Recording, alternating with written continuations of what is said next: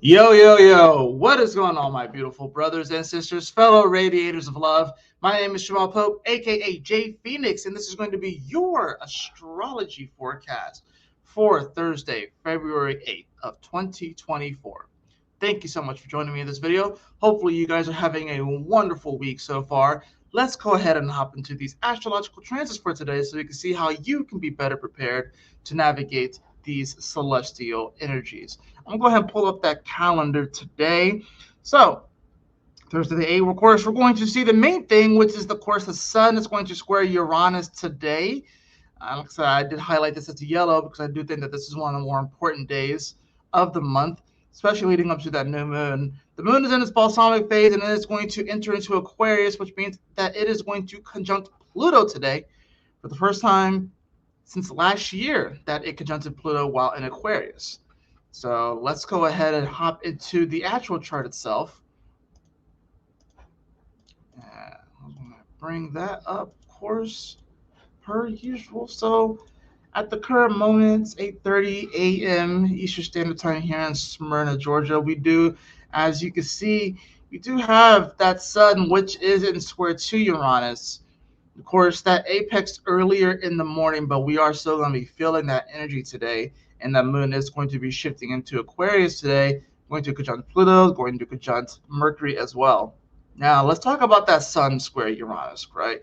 Now, it's an interesting one. Remember, Uranus is in fall in Taurus. The sun is in detriment in Aquarius.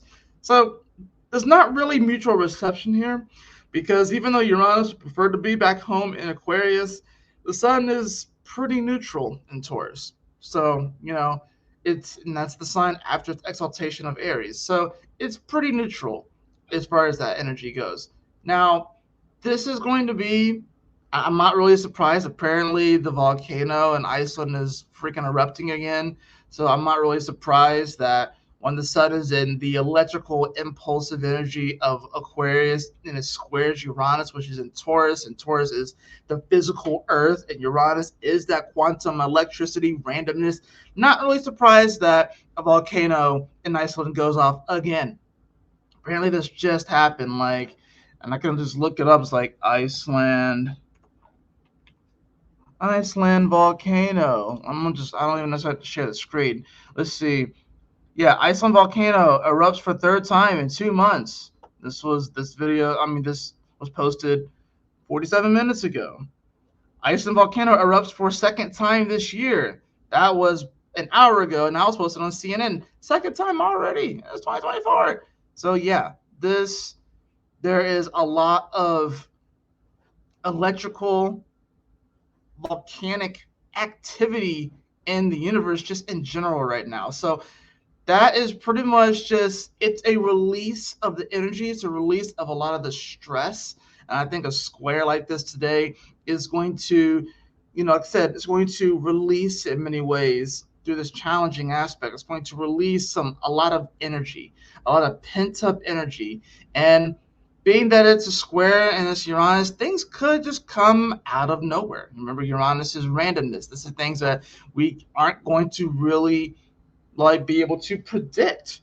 That's the interesting thing about this too, is that with astrology, we can see where the planets are going to be. We can see how things are. I can go 100 years into the future, and with this awesome technology that allows me to calculate where the planets will be in 100 years, because their speeds are determined and stuff like that. Their speeds are determined as far as how fast they'll move, when they'll retrograde. It's all math. These programs can calculate it. Despite all that, and despite our abilities to interpret these things as astrologers, as we log the stars, that's what an astrologer is, there's still always going to be some randomness. There's still always going to be something that we can't even predict. There's always going to be something that comes out of nowhere, and that is the whole God factor, admittedly. And a lot of it has to do, at least planet-wise, a lot of that has to do with Uranus, because Uranus is random shit that comes out of nowhere that you weren't expecting, that's very unpredictable. So we can try and predict the future right now. We could try and predict what's going to happen in our lives, but there's always going to be something random. There's always going to be something that comes out of nowhere, and we have to learn how to react and respond to that accordingly, right? So a square like this today, especially considering Mars is in Capricorn. Capricorn is the mountain, right? And Mars is a fiery energy. So I'm not really surprised that the moment that the moon comes over Mars, we get another freaking volcanic eruption and ice, and it keeps happening. And as Mars and Pluto come closer and closer together, wouldn't be surprised if we get more of that shit, right? So that's the thing about this. There is a lot of activity right now.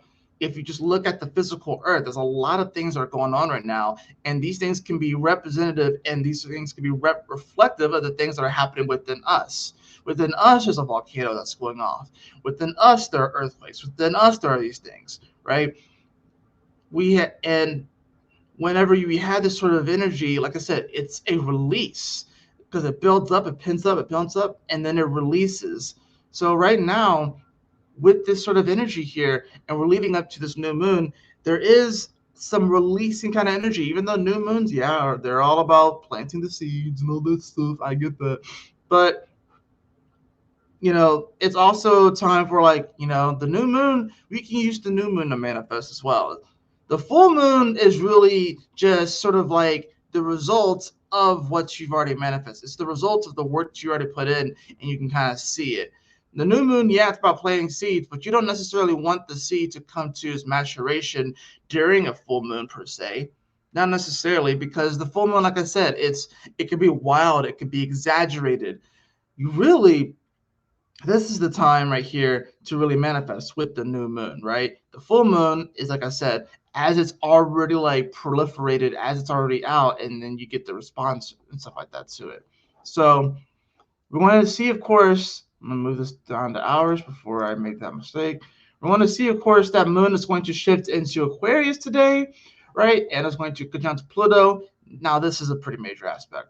First time that that moon is going to conjunct Pluto in Aquarius after Mercury had conjuncted Pluto in Aquarius in over 200 plus years, right? I'm going to keep saying things like this because the layering aspect of this astrology is something that we've never seen before. And I'm going to keep saying it and keep hammering it away so you know that this is freaking fracking important, right?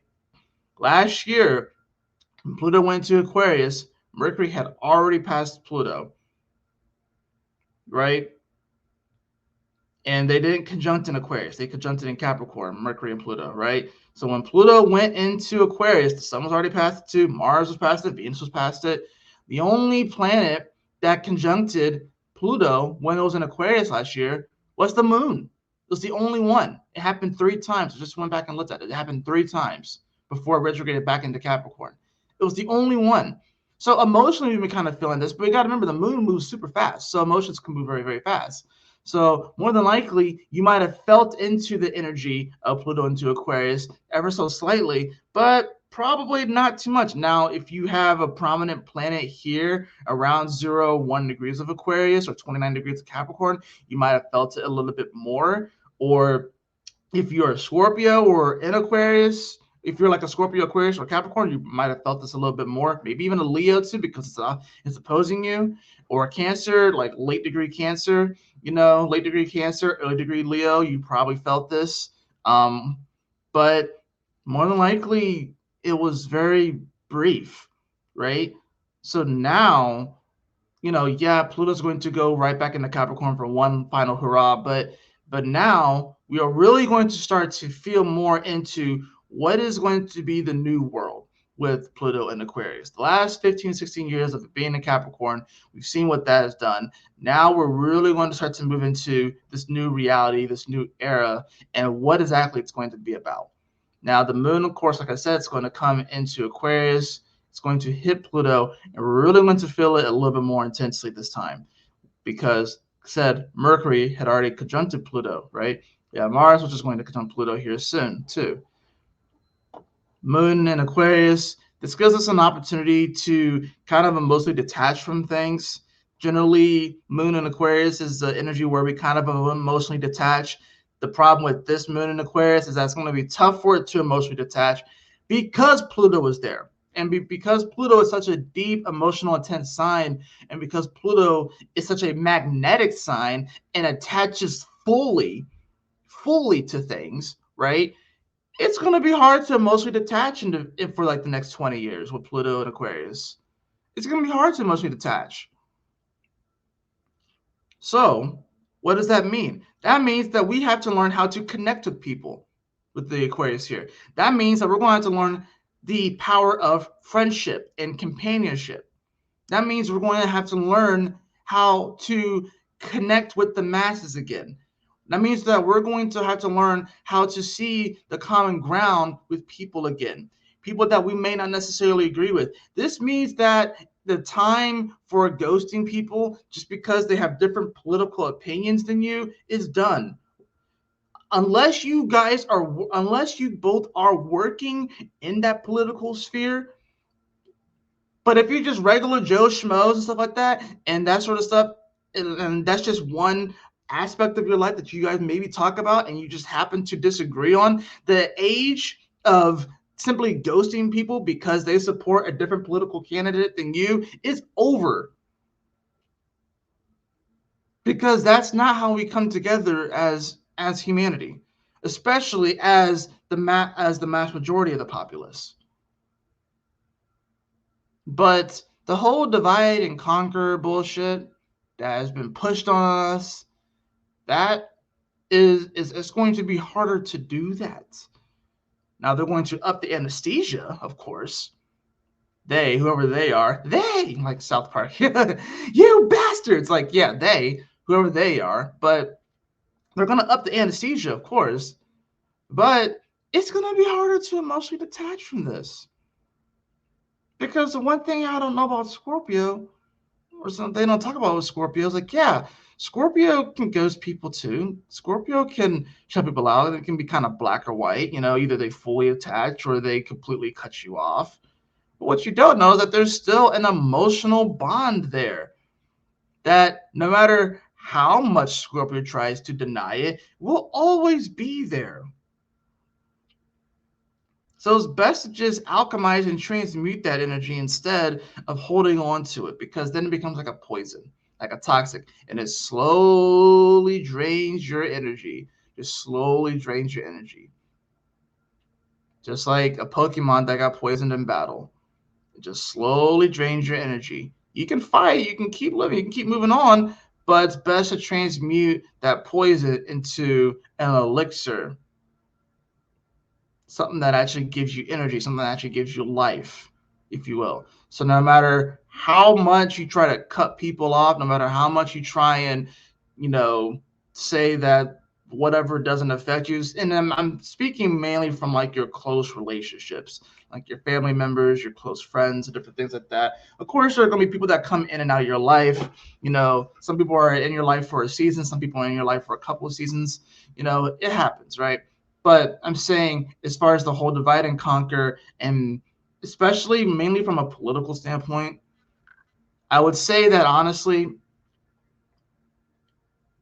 being at odds with somebody about the way that we perceive the last 4 years or so, that's going to be the main thing. You're going to come into contact with people, and you probably already do, where the way that they perceive the last 4 years is going to be different than the way that you perceive the last 4 years. Look, that shit's in the past, okay? That shit's in the past. It's time to move forward, right? You got to be able to find the common ground with these individuals. That's the only way that we're going to be able to move forward into this new era. That's the only way we're going to be able to move forward and to create the beautiful world that we know that we can create. It's time to overcome those challenges. It's time to overcome this need to ghost and detach from people. I would honestly say prematurely, just because there's a difference of opinion. We can actually, believe it or not, get along with people that have different opinions, different likes, different hobbies, and we can enjoy ourselves in their enjoyment, right? Perfect example. And if you're a married man or if you have a girlfriend, you get this, right? How many times, and I know I'm probably talking to mostly women here because mostly women watch astrology. But how many times were you watching your partner's show? You just happen to be watching it, whatever like that in the background, whatever she has it on, and you think it's kind of stupid at first, but then fast forward about a month or two, suddenly you're watching it and you're all into it and shit like that, right?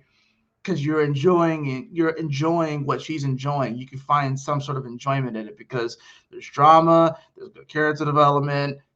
Probably 3 or 4 people die somehow, like randomly out of nowhere. I'm talking about you, Grey's Anatomy. But at first, it took a while to build up, and then you're like, why are you watching that show? Wait, what's going on? Oh wait, how come? What's going on? And then by the time you know it, you're making your partner restart the entire freaking series so you can watch it with them, and then you get mad at them if they watch it without you, right? Like that. That's what I'm talking about, right? Or perfect example, right? Just because, like, say, like you have kids, right? I don't have kids, but say you have kids, and they want to watch the same fucking program over and over and over again. Do you think the parents necessarily want to watch it? No, but they're happy and they're enjoying the fact that their kid enjoys it, so they watch it with them. Now, apparently, I've heard that Bluey apparently is freaking amazing. That even adults like it. But I'm just saying that, like, you enjoy and you find joy in their enjoyment. That is the world that we need to move into, finding joy in other people's enjoyment. Just because something may not necessarily be your cup of tea, you can still find enjoyment by spending that time with someone that does really enjoy that thing. And that is the closeness and the bonds that we need to start to build, because that kind of stuff, that kind of friendship, that kind of companionship is super, super important right now. Someone may ask you, hey, you want to go throw a frisbee? You may not give a fuck about frisbees. Do it anyways. Have fun. And you may end up finding new hobbies. You may end up connecting with new friends. You may end up connecting with the person. You may find the love of your life somehow doing that. Like, those are the sort of things. But this whole idea that we just stay fixated in our own little world, in our own little bubble, right? And we don't try to explore, we don't try to go out, we don't try to make friends, right, is done. Not going to work anymore. I mean, you can do it. You're just not going to get very far with Pluto and Aquarius. You have to be able to connect. You have to be willing to put yourself out there. You have to be willing to make friends. That's really what this whole energy is about, right? You're going to see, of course, that moon. It's going to conjunct over to Mercury today around 5:30 or so p.m. 5:30 to 6:30. We'll see that energy really start to apex because it's around 5 degrees here. And like I said, this could be the moment where, like, the emotions and the mind kind of come together, and we kind of have like a little bit more of an epiphany about like how we can move forward, how we could think differently, how we could think innovatively to move forward and stuff like that. Sun is still, of course, in square to Uranus, although it is weakening, but it's still at that 19th degree. We're going to be feeling this energy throughout the day. So this could be random things that kind of come out of nowhere, random conversations that come out of nowhere, or a conversation that kind of makes you think a little bit differently, about your situation. We are moving a little bit more into this Aquarian energy, right? We're going to have 4 planets in Aquarius, right? Sun, Moon, Mercury, Pluto. Mars is getting close. Venus is getting close. Venus and Mars are getting closer to each other. We have a lot of building energy, and like I said, we're building up to this new moon in Aquarius, which is going to be in square to Uranus. So that's the thing. This whole square to Uranus is being extended. So it kind of lets me know to pretty much expect the unexpected with this. Expect the unexpected. And, don't be surprised if don't be surprised, especially if you've been putting in the work, the spiritual work. Don't be surprised if, some cool gifts come your way. I think it's going to be the way that they come that's going to be surprising, and maybe the gift itself is going to be surprising. But, if you've been putting in the work and stuff like that, just know that God sees you. I think that's one thing that's been happening, especially in the spiritual community, is that people have been putting in the work and they feel like God doesn't see what they're doing. God doesn't recognize their work. But God definitely sees you. I think that's the one thing that we have to remember as spiritual people, right? Especially if you're not like traditionally religious, you know, still believe in God, but God sees you. God sees the hard work that you're doing. I think what happens is that we get so caught up on people and people seeing us and people providing their opinions and their input on what we're doing and stuff. And then we may collapse and we may falter and we may outsource our true authenticity just to appease these people. So what about God? What about God? You know what I mean? So it's like God sees you. And I think today is sort of one of those days where it can remind us of that sort of thing. At least that's what that's what I am intuitively guided to tell you all, is that we are moving to a time where, yes, we're being asked to connect more with people, to develop those friendships, to develop those bonds, but also to still remember that if you're on the path and you're walking this path and you've been putting in the work, don't fucking stop, because people are dropping off like flies on this spiritual journey. And it happens, right? Many are called, few are chosen, right? So that's the thing about this. So it's going to happen, but just know that you can continue to fight the good fight and that God sees you and God always has your back. No matter what happens, no matter what anybody says, God still has your back. So it's about, like I said, staying true to yourself, staying true to your authenticity, living from your heart-centered truth, living life on purpose, right? And have fun with this, man. Have fun with this, because life is meant to be fun. It's not, yeah, there's going to be struggle and challenges, but have fun with this. Don't be too hard on yourself. Have some grace in yourself. Don't feel like you have to fucking like have 5,000 side hustles, because that's another part too that kind of just frustrates the shit out of me. Everyone has like 5,000 side hustles. It's like, oh, if I have time to sleep, I have time to work. I was like, come on, just enjoy yourself. I play video games still, okay? Could I be working a little bit more? Yeah, but I still make time to do this stuff. I still make time to do my writing, my meditations when I can. I still make time for that stuff.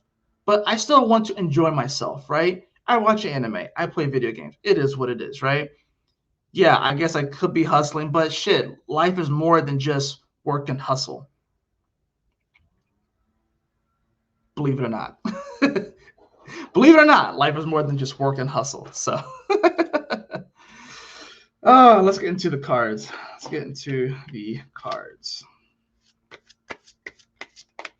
I know someone's probably gonna be like, people that say that life is more than work and hustle, or people that don't have $1 million in the bank or something like that. I'm like, the whole financial system's gonna change anyways. So it's all about, like I said, living from your heart-centered truth. You know what I'm saying?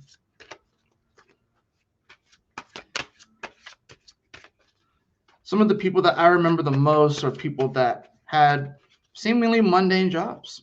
One person that still has an impact on me today was this man back when I was in middle school.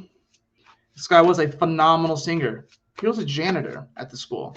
This dude had an incredible voice, and he was a beautiful singer. I can only imagine that he probably was in a band at some point in his life, but at that point in his life, he was a janitor, right? But he had a beautiful voice, and he always had some sort of cool advice to give us kids. You know, that is the mark of someone making a difference. You know what I'm saying? You don't necessarily have to be, fucking Elon Musk to make a change or make a difference. Because obviously that individual from middle school, that janitor that had an incredible voice, that was always nice, that was always sincere, that loved us kids, like, he made an impact, and I still remember him, right? He was true to himself, He could have been down some hard times. I don't know his full story. But what I do know is that when us kids saw him, he lit the room up. And that is what's really important, in my humble opinion. You may disagree with me, but that is what I believe is really important. Just to give an example.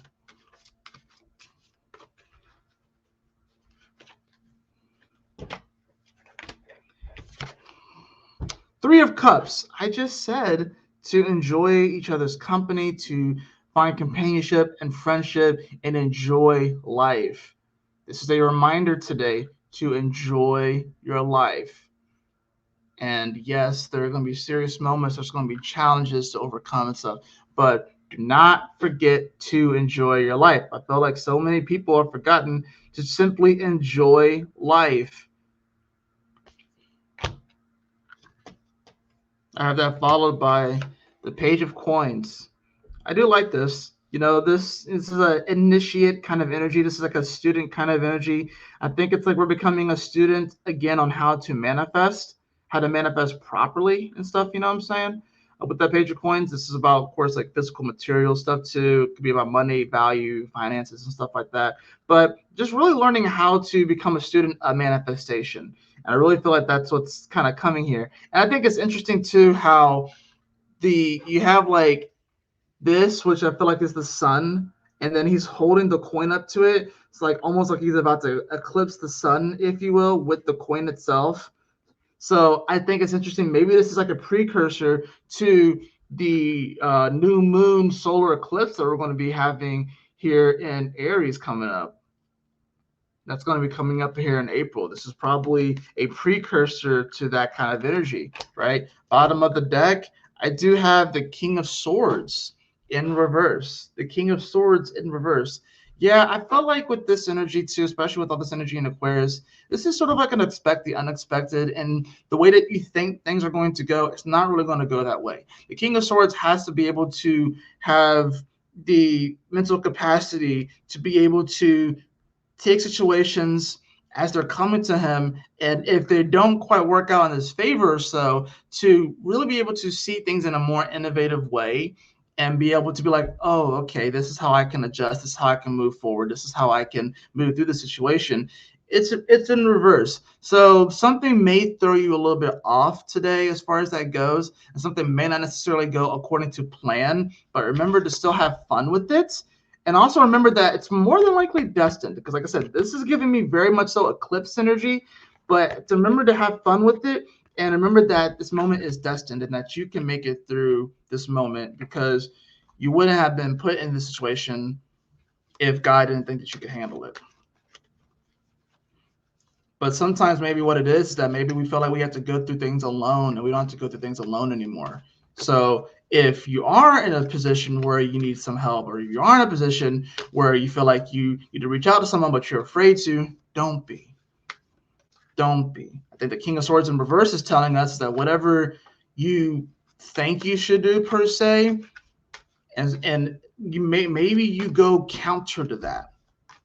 Maybe you counter what you normally would do in this particular situation, especially if it's a little bit more on the negative side. So especially if it's a little bit more on the side of where you feel like you may actually need some help, to actually, instead of like hesitating, to actually reach out to somebody. Reach out to someone, gain a different perspective. But ultimately we have white. So to lighten up, things are going to be good. Things are moving forward. I got this card recently.